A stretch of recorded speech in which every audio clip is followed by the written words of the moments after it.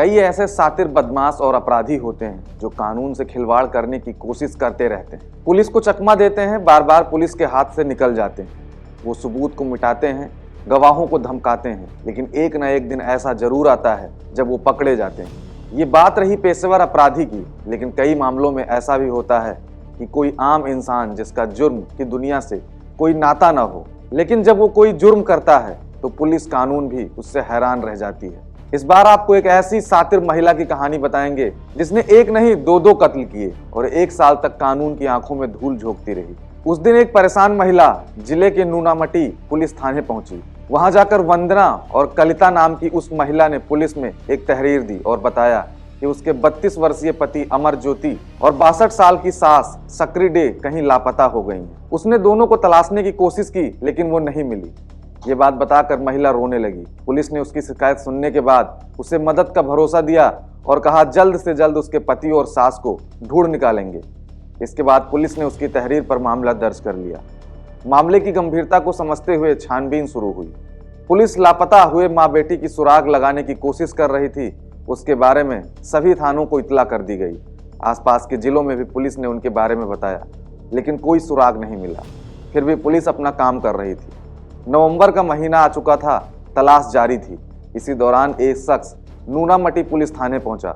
उसने खुद को लापता हुए अमर ज्योति डे का कजिन बताते हुए पुलिस को एक तहरीर दी, जिसमें अमर ज्योति डे और उसकी मां शंकरी डे के लापता होने की शिकायत के साथ साथ अमर ज्योति की पत्नी वंदना पर शक जाहिर किया गया था। साथ ही तहरीर में वादी ने बताया कि कुछ दिन पहले उसकी लापता आंटी ने बैंक खाते से पैसे निकाले थे। अब पुलिस के पास एक ही मामले में 2 शिकायतें दर्ज थीं, लेकिन दोनों ही शिकायतों में फर्क था। वो ये कि नई शिकायत में पहली शिकायत दर्ज कराने वाली वंदना कलिता पर भी शक जाहिर किया गया था। अब पुलिस भी अलग अलग एंगल से मामले की छानबीन कर रही थी। साल बदल चुका था। इस दौरान 14 फरवरी 2023 को वंदना कलिता एक बार फिर पुलिस थाने पहुंची और वहां अपने पति और सास के बारे में पूछताछ की। उसमें पुलिस ने जांच जारी होने की बात कहकर वहां से उसे रवाना कर दिया। पुलिस अब उस पर नजर रख रही थी। उसका नंबर भी सर्विलांस पर था। पुलिस उसकी लोकेशन ट्रेस कर रही थी। इस दौरान पुलिस को उसकी गतिविधियों पर शक हुआ। पुलिस ने फरवरी 2023 में वंदना को उसके एक साथी के साथ गुवाहाटी से गिरफ्तार कर लिया। अब बारी थी तीसरे किरदार की, तो उसे भी पुलिस ने तिकुनिया जिले से दबिश देकर गिरफ्तार कर लिया। वंदना के दोनों दोस्तों की शिनाख्त धती डेका और रूपा डेका के तौर पर हुई। जब पुलिस ने तीनों से पूछताछ की तो ऐसी खूनी साजिश निकलकर सामने आई जिसे जानकर सब हैरान रह गए। पुलिस को छानबीन के दौरान पता चला कि करीब 12 साल पहले वंदना और अमर ज्योति ने अपने परिवार की मर्जी के खिलाफ जाकर शादी की थी। हालांकि अमर ज्योति की मां सकरी डे ने अपनी बहू और शादी को स्वीकार कर लिया था। यही नहीं, सकरी डे ने अपने बेटे और बहू को रुपए पैसे से भी मदद करती थी। लेकिन बाद में अमर ज्योति और वंदना के बीच झगड़ा होने लगा। अक्सर दोनों किसी न किसी बात पर झगड़ते रहते थे। घर में विवाद और झगड़े की वजह से वंदना भी खासी परेशान रहने लगी। इसी वजह से उसने एक जिम में नौकरी कर ली। वो फिटनेस ट्रेनर के तौर पर वहां काम करती थी। शुरुआत में सास सकरी डे ने उसका साथ दिया। वो काम करने के लिए प्रोत्साहन करती थी, लेकिन ये सब ज्यादा दिनों तक नहीं चला। अचानक सकरी डे बदल गई और बहू को सपोर्ट करने के बजाय पीछे हट गई। यही वंदना और उसकी सास के रिश्ते में खटास आ गई। अब वंदना के मन में कुछ और ही चल रहा था। वो अपनी सास और पति को रास्ते से हटाने का मन बना चुकी थी। उसके दिलो दिमाग में दिन रात बस यही बात चल रही थी कि कैसे उन दोनों को रास्ते से हटाया जाए। उसे इस बात का एहसास भी नहीं था कि ये काम अकेले करना मुमकिन नहीं है। लिहाजा वंदना ने अपने 2 दोस्तों को अपनी सारी कहानी सुनाई और उन्हें भी खौफनाक प्लान में शामिल कर लिया। अब बस उसे मौके की तलाश थी। उस दिन दोपहर का वक्त था। अमर ज्योति किसी काम से बाहर गया हुआ था। घर में सकरी और उसकी बहू वंदना अकेली थी। सकरी को जरा भी अंदाजा नहीं था कि अगले ही कुछ पलों में उनके साथ क्या होने वाला है। वो अपने कमरे में आराम कर रही थी, तभी वंदना पहुंची और बेड पर चढ़ गई। इससे पहले सास सकरी कुछ समझ पाती, वंदना ने उनके मुंह और नाक पर तकिया रख दिया। सकरी छटपटाती रही, तड़पती रही, लेकिन वंदना ने उसे नहीं छोड़ा। कुछ देर बाद सकरी का शरीर शांत हो गया और वो दम तोड़ चुकी थी। अब वंदना ने अपने प्लान के मुताबिक फौरन अपने दोस्तों को कॉल कर घर बुलाया और बताया कि वो दम तोड़ चुकी है। अब वंदना ने अपने प्लान के मुताबिक फौरन अपने 2 दोस्तों को कॉल कर अपने घर बुला लिया।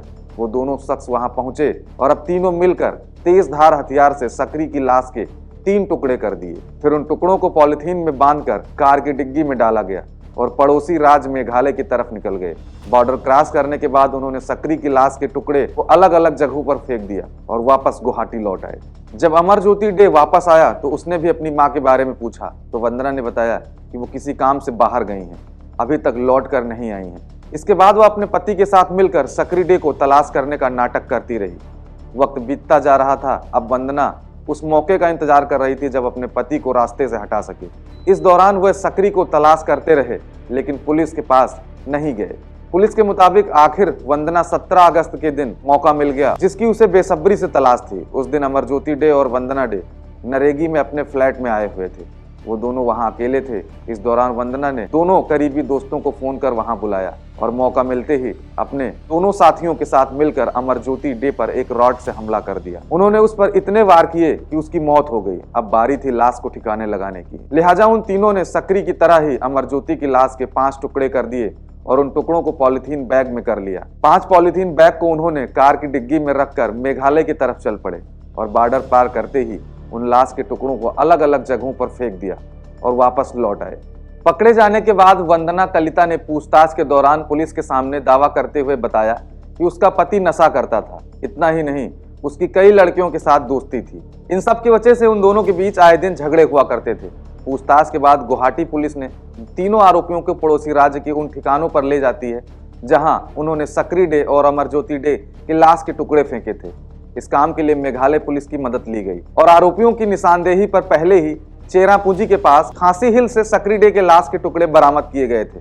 बाद में दूसरी जगह से अमरज्योति के लाश के टुकड़े भी बरामद किए गए। पुलिस ने इस केस में छानबीन के दौरान मुख्य आरोपी वंदना धती के मोबाइल फोन और लाश के टुकड़े को ले जाने वाली कार, दोनों मृतकों के एटीएम कार्ड और फटे हुए कपड़े और एक कम्बल भी बरामद किया। ये वही कम्बल था जिसमें सक्री डे के लाश को लपेटा गया था। ये सभी बरामद सामान फॉरेंसिक जांच के लिए भेज दिया गया है। पुलिस ने केस का खुलासा करने के बाद वंदना समेत तीनों अपराधियों को अदालत के सामने पेश किया है, जहां से उन्हें जेल भेज दिया गया। क्राइम चौक के लिए कृष्णा मिश्रा, लखनऊ।